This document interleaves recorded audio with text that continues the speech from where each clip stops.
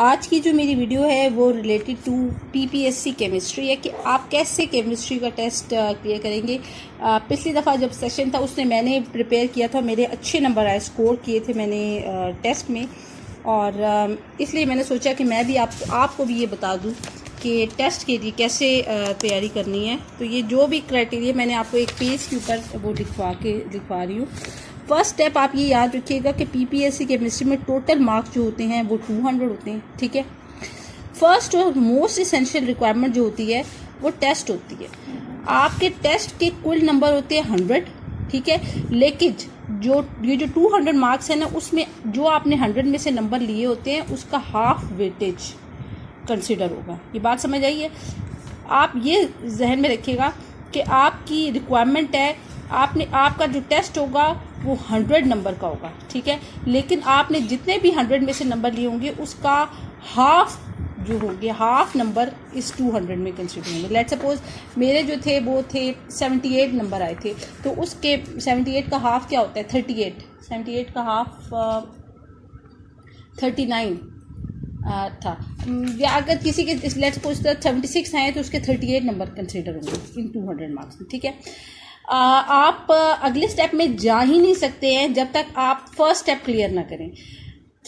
सबसे इम्पोर्टेंट ये है कि आपको जो मिनिमम क्राइटेरिया है उस पर तो आपको पूरा उतरना ही होता है, ठीक है।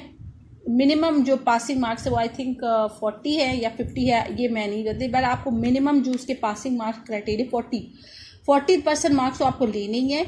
लेकिन आपकी सिलेक्शन, आपका 40 मार्क्स लेना इस बात की गारंटी नहीं है कि आप टेस्ट में क्वालिफाई कर देंगे। इसके लिए ज़रूरी है कि जितनी भी आपकी सीट्स हैं, लेट्स सपोज इस दफ़ा जो केमिस्ट्री की आई है वो 92 है, 92 मल्टीप्लाई बाय 3, 92 मल्टीप्लाई बाय 3 कितना होता है? 276, ठीक है। तो 276 कैंडिडेट्स टॉप के, जितने भी स्टूडेंट्स जितने भी कैंडिडेट्स पास हुए होंगे उनमें से 276 हाईएस्ट मार्क्स वाले वो कंसिडर करेंगे ओपन मेरिट में। ये बात समझ आ रही है? जैसे 92 यानी जितनी सीट्स होंगी मल्टीप्लाई बाय 3, इतने टॉप के कैंडिडेट्स लेंगे। तो कभी ज़रूरी नहीं कि अगर आपने मिनिमम पासिंग मार्क्स लिए हैं तो इट डजेंट, इसकी गारंटी नहीं है कि आप क्वालिफाई भी करोगे। क्वालिफाई के लिए ज़रूरी है कि जितने जो सीट्स हैं उसको मल्टीप्लाई बाय 3, इतने जो हैं, इतने जो टॉप के स्टूडेंट्स हैं, यानी देखिए कितने लोगों ने टेस्ट दिया होगा, उनमें से कितने पास होंगे, लेकिन जो 276 टॉप के स्टूडेंट्स हैं जिनके नंबर हैं उनको वो क्वालिफाई करेंगे। जब तक आप टेस्ट क्वालिफाई नहीं करेंगे आप नेक्स्ट स्टेप में नहीं पहुंच सकते। टेस्ट क्वालिफाई करने के लिए सबसे पहली रिक्वायरमेंट है कि आपको टेस्ट के कम से कम जो मिनिमम नंबर है वो आपको हासिल करने होंगे। देन आपको टॉप के यानी जितनी सीट्स हैं उसको मल्टीप्लाई बाय 3 उतने टॉप के नंबर भी हासिल करें, तब आप टेस्ट में क्वालिफाई करेंगे, ठीक है। उसके बाद आपको आएगा, अच्छा टेस्ट मैंने आपको पहले बता दिया, टेस्ट 100 मार्क्स का होगा। जो लेट्स सपोज केमिस्ट्री का टेस्ट 100 मार्क्स का होगा, इसमें से 80 मार्क्स जो होंगे सब्जेक्ट रिलेटेड क्वेश्चन होंगे और 20 मार्क की जनरल नॉलेज और करंट अफेयर से रिलेटेड। जो आप ये इस पर डिपेंड करता है कि आप कितनी नॉलेज है। कभी कोई फिल्म के बारे में पूछो, कोई जैसे शान की फिल्म या कोई ऐसी जरका फिल्म या ऐसी कोई इसके बारे में पूछ लेते हैं। करंट अफेयर की मदिया लोधी जो थी, ये कौन है, यूएन में क्या हुआ था, क्या प्रेजेंट हुआ था, तो जो अभी लेटेस्ट आपको पता होना चाहिए कि पाकिस्तान में क्या सिचुएशन है, कौन है वजीर खारजा, मतलब जो ये इंपॉर्टेंट चीज़ें और उनके डेट्स वगैरह आपको पता होनी चाहिए, किस दिन क्या हुआ था, कश्मीर पे कब लॉकडाउन मतलब अभी स्टार्ट हुआ था 5 अगस्त को। तो ये कुछ जनरल इन्फॉर्मेशन, करंट अफेयर्स क्या हो रहा है दुनिया में। जैसे आपको पता रजब तैयब एर्दोगान ने आया सोफिया को कन्वर्ट कर दिया ना मस्जिद में, तो ये चीज़ें बातें आपको पता होनी चाहिए। जो what is happening in the world, आपको करंट अफेयर्स के बारे में पता होना चाहिए। तब आप इसमें फिल्म वगैरह का नॉलेज, ये उर्दू नावल के बारे में कभी आपसे बात पूछ ली जाती है तो तब आपको ये इसमें आप अच्छे नंबर ले सकेंगे। अच्छा, जहाँ तक आ गया सब्जेक्ट रिलेटेड जो मार्क्स, जो कंटेंट है वो 80 मार्क्स का होता है। 80 मार्क्स में भी 50% जो होते हैं, 50% आपके क्वेश्चन जो होते हैं MCQs वो आपके FSC से आते हैं, ठीक है। जो 80% यानी जो 80 मार्क्स के जो सब्जेक्ट रिलेटेड आपके MCQs आएंगे उसमें 50% जो होंगे वो FSC से आएंगे, 25% BSc से आएंगे एंड 25% जो है FSC प्रैक्टिकल वाइवा वो उसमें से आएंगे, ठीक है। ये मैंने गलती की थी, मेरे 76 आई थिंक नंबर आए थे, तो मैंने पढ़ा बहुत था एफएससी का, 2 दफ़ा मैंने एफएससी की तैयारी की थी और बीएससी को मैं सुपरफिशियली, यानी अगर आप बीएससी को बहुत अंदर से ना भी पढ़े, आपने मेन डेफिनेशन पता हो हर टॉपिक की, इसी क्या डेफिनेशन है, हाइपर कॉन्जुगेशन की क्या डेफिनेशन फलाने की, तो आप ये वाला पोर्शन क्लियर कर लेंगे। लेकिन मैंने गलती की कि मैंने एफएससी का प्रैक्टिकल पढ़ के नहीं गए, और बहुत सारे क्वेश्चन मैंने 25% जो थे सब्जेक्ट रिलेटेड इसमें से आए हुए थे। बहुत से इस्तेमाल ईडीटीए का फार्मूला पूछा गया था, आर्टिफिशियल मिल्क का फार्मूला पूछा गया था। तो जो वाइवा बोस था, बाद में मैंने एफएससी की बुक पढ़ी तो उसको जितने क्वेश्चन एमसीक्यूज में थे वो एफएससी के प्रैक्टिकल में से आए हुए थे। तो आप जो है ना एफएससी के प्रैक्टिकल का वाइवा बोस जो है ना वो काइंडली ज़रूर आप जो है वो देखिएगा। और मतलब ये फिर जब मैं इंटरव्यू में गई तो फिर मैं पढ़ के गई थी, मतलब इस तरह के छोटे छोटे फार्मूले जो वहाँ पे दिए होते हैं हमें शायद इंपॉर्टेंट नहीं लग रहे होते, तो ऐसे होता है बहुत से रिएजेंट्स के फार्मूले उधर दे दिए गए थे और वो फार्मूले एफएससी के प्रैक्टिकल में मौजूद होते हैं। तो पूछते हैं ये किसका फार्मूला है, कभी पूछ लेते हैं ईडीटीए का फार्मूला इन चारों में से कौन सा है। तो यही बात जब आपकी नज़रों से गुजरा होगा तभी आप ये क्लियर करेंगे। तो अगर आप चाहते हैं कि आपके 85% मतलब मेरे 76 आए थे, मैंने ये चीज़ नहीं पढ़ी थी, तो डेफिनेटली अगर आप इसकी तैयारी भी करके जाएंगे तो आपका जो है ये 85 to 90% मार्क्स आ जाएंगे। अच्छा, एक और बात ये मैं आपको टेस्ट की बात बता दूं कि टेस्ट आपने बड़े होशियारी से करना है। आपने कोशिश होनी चाहिए कि जो आप टिक करें, क्योंकि अगर आपने ठीक किया तो आपको 1 नंबर मिलेगा, लेकिन अगर आपने वो गलत किया तो आपके -0.25 कटेंगे, क्योंकि इसमें नेगेटिव मार्किंग होती है। तो बड़ा सोच समझ के आपने करना है, ठीक है, बहुत स्मार्टली आपने काम करना है, क्योंकि गलत आपने इसमें तुक्का नहीं लगेगा। ये हो सकता है आपने 80 नंबर ले रखे, आपने इतने जो गलत किए उस वजह से उतने डिडक्ट भी होते हैं। डिडक्ट होने का नुकसान ये होता है कि आपका बाज़ औक़ात मेरिट से नीचे आ जाते हैं, मेरिट में आने वाले होते हैं, आपके हो सकता है इतने नंबर हो कि आप मेरिट पे आ रहे हो, लेकिन आपकी कुछ नेगेटिव मार्किंग वजह से आप मेरिट से नीचे आ सकते हैं। तो बहुत सोच समझ के कीजिएगा। अच्छा, एफएससी की तैयारी कैसे की थी मैंने? एफएससी की तैयारी जैसे लेट सपोज मैं बुक्स दिखा देती हूँ, ये जो नॉर्मल एफएससी की बुक्स थी ये मैंने पढ़ी, स्टडी की, हर चैप्टर को पढ़ा, बड़े ध्यान से पढ़ा। हर चैप्टर के आखिर में जितने भी एमसीक्यूज़ हैं, ठीक है, वो मैंने पढ़े। ये इसी बुक से मैंने तैयारी की थी। एफएससी हर चैप्टर के आखिर में, बुक के आखिर में जो एमसीक्यूज़ है वो मैंने अच्छी तरह पढ़े। पहले तो देखिए, कोई भी लेट सपोज फर्स्ट चैप्टर है, ठीक है, वो मैंने बहुत अच्छी तरह पढ़ा, ठीक है। जब चैप्टर को अच्छी तरह थॉरली खुद स्टडी कर लिए, 2 घंटे लगा के मैंने खुद अच्छी तरह एक एक लाइन मैंने याद नहीं की, मैंने स्टडी कर लिया। स्टडी करने के बाद उस चैप्टर के एंड पे जो एमसीक्यूज़ हैं वो मैंने खुद देखे। एमसीक्यूज़ ख़ास तौर पे ये फिल इन द ब्लैंक भी देखी, ट्रू फॉल्स देखिए, एमसीक्यूज़ ख़ास तौर पर देख लिए, ठीक है, खुद सॉल्व भी किया अगर नहीं सॉल्व हुए। उसके बाद जो इल्मी नहीं है, इल्मी की भी ऑब्जेक्टिव हर चैप्टर से रिलेटेड मौजूद है। इस तरह की बुक अगर आपके पास कोई भी, लेट्स सपोज आप, मेरे पास तो इल्मी की पढ़ी हुई थी, मैंने इल्मी को इस्तेमाल किया। आपके पास किसी भी एफएससी पे जो स्टूडेंट पढ़ते हैं उनके पास ऑब्जेक्टिव होती है, तो मैंने इल्मी की इस्तेमाल की। जो चैप्टर मैंने स्टडी किया था बुक से एमसीक्यू देख ले, फिर इल्मी से भी वही उसी चैप्टर के एमसीक्यू सॉल्व किए, ठीक है। इस तरह सॉल्व करने का फ़ायदा ये होता है ना कि बाज़ औक़ात आपको कोई चीज़ नहीं आ रही होती, आपको ज़रूरी नहीं कि हर क्वेश्चन आए, फिर आप उसमें पीछे से आप देख लेते उसका आंसर क्या है, तो वो बात आपके जहन में रह जाती है। अगर कोई बात पूछी जाए तो आपको आंसर आ जाता है, क्योंकि आपके जहन में आता है अच्छा मैं इसका ये सही जवाब है, आपको ये पता चल जाता है, ठीक है। तो फिर मैंने इस तरह किया। और इसी तरह एफएससी में आपको पता है कि एफएससी फर्स्ट ईयर के अंदर 11 चैप्टर्स हैं और एफएससी सेकेंड ईयर के अंदर 16 चैप्टर्स हैं। तो मैंने ये किया था कि हर रोज़ मैं इसी तरह 2 चैप्टर्स पढ़ती थी। मैंने सबसे पहले एफएससी का कोर्स ख़त्म कर किया। एफएससी के मैं हर रोज़ 2 चैप्टर्स पढ़ती थी। मैंने पहले फर्स्ट ईयर के लड़ी के एक दिन में 2 चैप्टर कहती थी। हर चैप्टर थॉरली स्टडी करने के बाद एक्सरसाइज के अंदर से उसके एमसीक्यू सॉल्व करती थी, फिर इल्मी की बुक से उसके एमसीक्यू सॉल्व करती थी। तो हर रोज़ मैं, ये मैंने टाइम टेबल है, हर रोज़ 2 जो थे मैं 2 चैप्टर्स करती थी। तो इस तरह आपको देख ले 11 है और दूसरे में 27 है, तो इस तरह मेरे ख्याल में 27 का हाफ क्या होता है, तो 14 दिनों में मेरी जो थी एफएससी जो है वो कंप्लीट हो गई थी, ठीक। फिर जब मैंने एक दफ़ा कंप्लीट कर ली एफएससी, फिर मैंने दोबारा स्टडी की। 2 दफ़ा मैंने ऐसे किया, क्योंकि एफएससी में से देखिए 50% आता है एफएससी में से, तो आपने एफएससी पे ऊपर बहुत तवज्जो देनी है। मैंने 2 दफ़ा ऐसे किया, यानी कि आप 14 दिन में आप एफएससी कंप्लीट कर सकते हैं। फिर आप 2 दफ़ा इस तरह करें, क्योंकि एफएससी से ज़्यादा मेजर पोर्शन आपका एफएससी में आता है, वो आपको जहन रहना चाहिए। फिर मेरे पास कुछ कम ही दिन रह गए थे, इतने 5-6 दिन कुछ ऐसे रह गए थे या 7-8 दिन रह गए थे।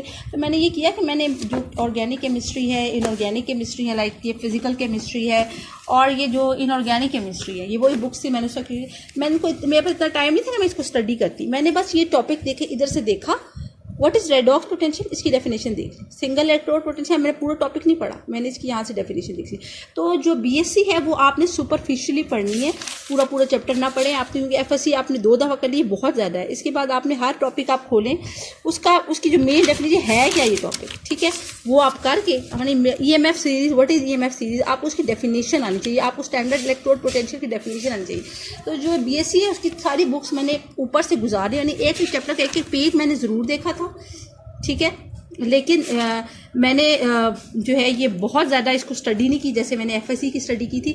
बस ये कि हर टॉपिक को मैंने खोल कर ज़रूर देखा था, इनऑर्गेनिक, ऑर्गेनिक, फिजिकल, केमिस्ट्री, ये हर टॉपिक को खोल कर देखा, लेकिन मैंने खोल कर बस मैंने देखा, उसकी डेफिनेशन को जस्ट देखा कि और पढ़ा और जस्ट देखा और फिर आगे नहीं करेंगे। तो ये मैंने कहा इस सुपरफिशियल तैयारी मैंने की, लेकिन ये भी बहुत हो गया था।